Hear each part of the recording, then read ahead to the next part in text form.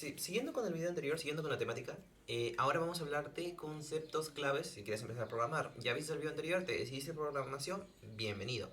Ahora vamos a hablar de los 6 conceptos claves que necesitas aprender, los que sí o sí vas a escuchar cuando empieces a programar o cuando tengas que ver en programación. Siempre los vas a ver. Es como la base de la programación. ¿Pueden haber más? Sí, pero estos son los más claves que yo he considerado y creo que mucha gente considera para aprender a programar. Primero, algoritmo. ¿Qué es un algoritmo? Un algoritmo es una lista de pasos para resolver un problema, por ejemplo, una receta de cocina, cómo encontrar qué dirección. Ahora, si queremos ir más a detalle con el tema del algoritmo, es la secuencia de pasos para resolver determinadas acciones, problemas o necesidades, ¿no? Por ejemplo, el algoritmo tiene que tener entrada, tiene que tener un proceso y tiene que tener una salida. La entrada puede ser ingredientes, el proceso puede ser la preparación y la salida puede ser lo que queremos. Por ejemplo, un café, un ceviche o un carro. Se inician los insumos para el carro, el proceso de armado y luego final el carro. Es es una secuencia de pasos para resolver determinado problema. Ahora, características, tiene que ser preciso, o sea, que tiene que resolver errores, problemas, necesidades, y tiene que ser definido. O sea, si ejecutas un algoritmo varias veces, los datos tienen que ser lo mismo. O sea, si yo entrego diferentes insumos, pero la finalidad tiene que ser un carro, no puede ser una bicicleta, no puede ser un barco. O sea, si yo entrego tales cosas, tiene que ser un carro. ¿Puede ser un carro de un modelo, otro modelo, otro modelo? Sí, pero va a ser un carro, no puede ser un barco, ¿ok? Tiene que ser la misma respuesta, pero puede variar, pero tiene que ser lo mismo. La finalidad es que salga un carro. Puede ser un carro azul, un carro rojo, un carro verde, pero es un carro. Y tiene que ser finito, o sea, no puede haber un algoritmo que sea infinito. Tiene que ser un algoritmo que inicia y termina. Tiene un proceso, pero inicia y termina. Y también tiene que ser legible, o sea, cada persona que vea el algoritmo tiene que decir, ok, yo entiendo ese algoritmo, porque tiene que estar claro, tiene que tener parámetros de entrada, tiene que tener un proceso de qué es lo que significa. Es como crear algo, pero con texto. Esto es lo que te van a enseñar más que todo al ingresar al mundo de la programación, que entiendas que es un algoritmo para que se desarrolle tu capacidad de resolver problemas. No lo vas a hacer a nivel código, lo vas a hacer a nivel texto. Ahí te voy a enseñar un ejemplo en pantalla. Este es un ejemplo de cómo se tiene que realizar. O sea, tienes parámetros de entrada, tienes parámetros de salida, tienes un proceso, por ejemplo, inicio.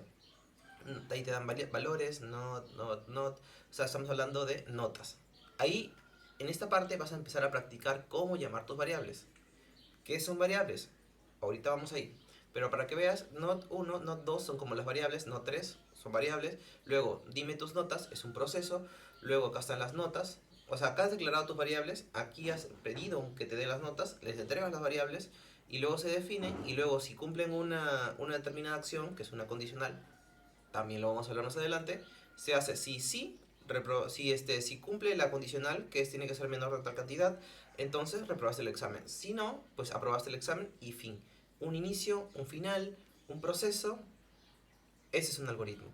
Es como programar a nivel texto. ¿Ok? Es para que vayas organizando tus ideas de cómo se tiene que programar. O sea, esto luego más adelante lo vas a convertir. En place de dime tus notas, puede ser que sea un código de lectura de datos y luego reemplace de def, así como está. Ahí va a ser una condicional, programación. Primero texto, luego programación. Primero lo tienes que imaginar como un algoritmo para luego transformarlo a código. ¿Ok? Así que un algoritmo en pocas palabras tiene inicio, tiene final, tiene un proceso, una finalidad, tiene que estar claro y son pasos para que te retorne un mismo resultado. Lo siguiente vendría a ser la variable. Justo hablábamos de la variable. Y para la variable, como lo mencioné en el video pasado, la variable es un espacio de memoria en el que se almacena un valor. Un dato, un texto, un string, una imagen, una fecha, un número, n variables. Ahora, tiene una variable. ¿Qué es una variable? ¿Cómo se compone? La variable tiene que tener un identificador. Amigo, me estoy trabando. La variable tiene que tener un identificador. ¿Qué es un identificador? Por ejemplo, en el ejemplo del video pasado, yo hablaba de una variable nombre que se llame Andrés. Nombre es el identificador de la variable. Andrés es el valor que se le asigna a la variable. Ahora, este valor siempre va a ser Andrés. Depende del caso. Si tú quieres, lo puedes cambiar, porque al ser una variable, lo que estás almacenando es la variable, no el valor de la variable. O sea, sí lo estás almacenando, pero me refiero que no, o sea, le estoy asignando, volvemos al cubo. A este espacio yo le estoy asignando que acá se va a guardar la variable nombre. Pero no estoy diciendo, oye, acá va a estar Andrés. No, está la variable nombre. Que yo le ponga Andrés temporalmente esa variable, sí. Pero si yo más adelante le quiero cambiar, oye, llama a esta variable, o sea, como que llámala y ya no llames Andrés, llámala Juanito. Ok, ahora esta variable se llama Juanito. La variable se va a almacenar. El valor se almacena temporalmente hasta que tú decidas cambiarlo. Esa es una variable. Ahora, ¿la variable es obligatoriamente que tienes que ser cambiada? No. Siempre y cuando tú lo necesites lo puedes cambiar, pero si quieres utilizarlo, esa variable, por ejemplo, una variable de contexto, que nunca la tienes que cambiar, pero la tienes que tener ahí por si acaso en algún futuro lo cambias, la puedes dejar así. Es dependiendo, pero eso ya son técnicas más avanzadas, así que vamos a ir paso a paso. Y ahora, estas son buenas prácticas de variables. No es que estés obligado a hacerlas, pero si vas a trabajar en código y ese código puede ser compartido, es recomendable que seas claro al guardar las variables. ¿Por qué? Puedes poner una variable que se llama total y le pones un número, 18. Ok, tú entiendes que esta variable es el total de algo, no sé, total de usuarios en el salón, total de estudiantes, por ejemplo, o total de aprobados. Tú entiendes que ese es el total porque tú lo has programado, pero si alguien viene a revisar tu código y a trabajar sobre tu código, ese total puede ser un montón de totales. Tienes que definir cuál de todos es a lo que te estás refiriendo.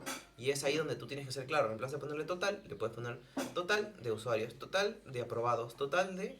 Esas son buenas prácticas al momento de definir variables. Ahora, puedes definir variables, por ejemplo, total con guión bajo usuarios, total guión bajo alumnos y así. Estos son con el tema de variables. Ahora, condicionales. Justo también estamos hablando, para eso creo que necesitamos emplear el gráfico que vimos anteriormente en pantalla. Pero para los condicionales es sencillo. Mira, este es un algoritmo. Sobre este algoritmo vamos a trabajar. Ahora, hay una definición donde la nota 1 más la nota 3, perdón, nota 1 más la nota 2 más la nota 3 entre 3 es el promedio de las notas. Y si las notas, o sea, la definición, porque le ponen definición, pero ahí debería ser como resultado o algo así. Ya, resultado. Si el resultado de toda esta operación es menor que 3, entonces si es menor que 3, reprobó el curso. Si es mayor que 3, aprobó el curso. Entonces, ¿qué es eso? ¿Qué es esa definición 3? Es una condicional, porque está diciendo condicionando sí. Si pasa un valor, esto. Si pasa otro valor, esto. Entonces, se puede transformar como if y else. Ahora, en programación se podría determinar esto como if y else, pero temporalmente se va a llamar como sí y no. ¿Ok? Ahora, esto es una condicional, es simple de entender. Ahora, a nivel código, vamos a agarrar un ejemplo de código. Este sería el ejemplo de código, sería si tal valor, número, bucles. Ok, con tema de los bucles hay un tema que hay tres tipos, bueno, estos tres son el while, do while y el for. ¿Ok? Es un proceso que es un bucle, un proceso repetitivo, interactivo, bucle. Permite que en conjunto de sentencias se ejecuten, o sea, varias veces. Por ejemplo, yo quiero el ejemplo del video anterior. Quiero que este cubo esté pintado completamente de blanco, pero no está todo pintado de blanco. Entonces tengo que contar cuántos están de blanco, cuántos no, saco el total y digo, oye, píntame de blanco o que me pinte de blanco los que faltan, pero, o sea, si yo voy, ok, pinto un cubo, ya terminé de pintar este cubo, pero, oye, me falta pintar más cubos. Pinto un bloque, pero me faltan más bloques, entonces cuento. Imagínate que acá hay 64 bloques sin pintar, y ya pinté uno, entonces me quedan 63, entonces el bucle va. ¿Cuántos quedan para pintar? 63. Luego pinto uno más, ¿cuántos quedan para pintar? 62. Y va pasando hasta que se pinten todos. Eso es un bucle. Y eso vendría a ser un conjunto de sentencias. Esta es la sentencia. Pintar es la sentencia. Se ejecuta varias veces hasta que cumpla un objetivo. Entonces, vamos con el gráfico de aquí que dice bloque de sentencias, la condición es cierta. Si la condición es cierta, se cumple, vuelve a entrar. Si la condición no se cumple, ya no entra. O puede ser a la inversa. Puedes hacer que cuando se cumple la condición entre o cuando se cumple la condición no entre. Depende de cómo organices. En los bucles todos requieren una condición, porque la condición es como es el semáforo que le da luz verde, luz rojo para que pueda avanzar el bucle, ¿ok?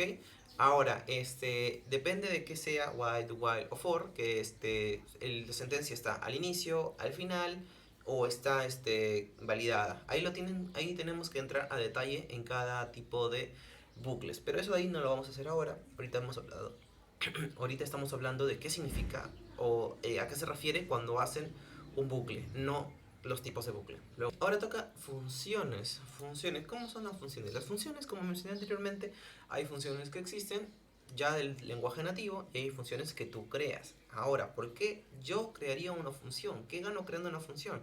Ok, una función es un conjunto de líneas de código que realizan una tarea específica. Ok, y a veces te retornan algo como a veces no, necesariamente. Pero, ¿cómo creo una función? Por ejemplo, imagínate que yo quiero... hay una función, hay funciones que existen como funciones de fecha, o sea, pongo getDate y me tiene la fecha del sistema.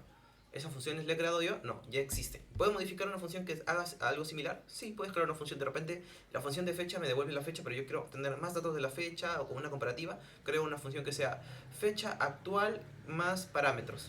Es una fecha que yo he programado. Pero ahora, esas son fechas con esas son funciones con respecto a las fechas.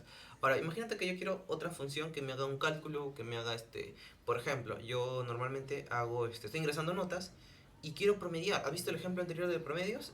Y me da pereza estar promediando siempre los mismos valores para que me dé un resultado. Oye, y si creo una función que me haga, donde yo solamente ingrese tres notas y me haga todo el proceso de ver si aprobó, si no aprobó, el promedio, cuánto le faltó para pagar, todo, me haga un montón de cálculos y me los retorne con solamente yo ingresar tres datos. ¿Se puede hacer? Sí, porque yo crearía una función promediar notas alumnos. Y le pongo entre paréntesis parámetros. Parámetro uno 2 3 los parámetros que necesite. Imagínate que sean 3 con el ejemplo anterior. Pongo 3 valores. Y luego, entonces, dentro de la función va a ver, ok, agarra los parámetros, los va a sumar, los va a dividir, va a ver si es aprobado o no aprobado, va a leer una condición y luego te va a retornar un resultado si aprobó o no aprobó. Continuando. Ahora, depurar. ¿Qué es depurar? Depurar es cuando tu código falla y tienes que encontrar un error.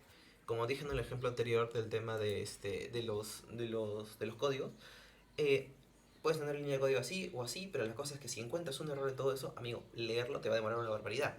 Pero no lo vamos a hacer así. Aunque hay un ejemplo, por ejemplo, ven esta pequeña función, ven que como que está punteada, como que está sombreada, y luego hay un punto que está amarillo. Ese amarillo es el indicador de dónde está tu puntero. Porque luego tú vas a iniciar la función y vas a dar como un botón de avanzar, avanzar, y cada vez que avance vas viendo cómo se comportan los valores. Por ejemplo, si mi valor, en este caso, por ejemplo, que char, vaya a ser, imagínate que hubiera sido J. Entonces va a entrar y como ves en los case, dice S, E, L y L. Y no encuentra ningún caso, entonces se va al final porque no encontró ninguno de esos valores, porque fue J, entonces va al final. Entonces significa que la variable char está entrando con J. Y yo de repente tengo el problema, ¿cuál es el problema? Que yo tengo una variable, que yo tengo un registro donde siempre las notas sean S, E, L y L. Y de repente era J y no era L, porque hay dos breves L. De repente ahí debe ser J. Y yo mando una J y el sistema va a leer, oye, va a decir, oye, no hay J. Entonces, ¿qué tengo que hacer? Me voy porque no hay J, el default. Entonces, si yo, en esa línea de código, eso está escondido en la línea, por ejemplo, ahí está en la línea 60, algo por ahí.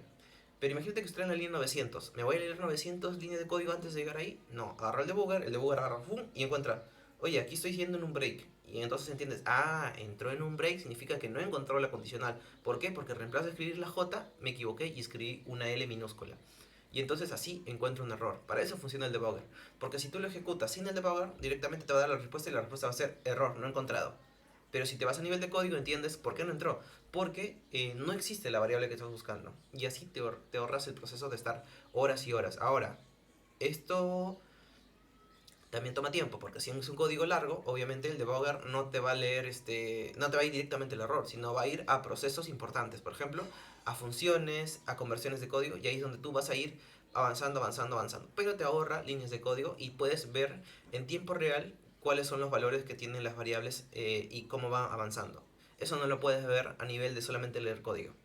Y nada, eso es el debugger. Y como dije, esos son los 6 conceptos claves. Obviamente cada uno lo tienes que profundizar a tu modo y estudiar a tu manera. Yo te lo he dicho por encima. No es como que es una clase de una hora, 2 horas. No han pasado minutos nada más. Pero bueno, si todo esto te parece difícil, es normal. Porque todo se aprende paso a paso. Lo importante es empezar a entender cuáles son los conceptos, tener un preconcepto o una idea Y si quieres saber más a detalle, oye Andrés, de repente necesito saber más de depurar o más de funciones, y haré un video específicamente de ello con las dudas que tengan. Pero de momento, esos son los preconceptos necesarios. Estamos hablando a grosso modo. No te estreses ni te frustres si no entendiste nada.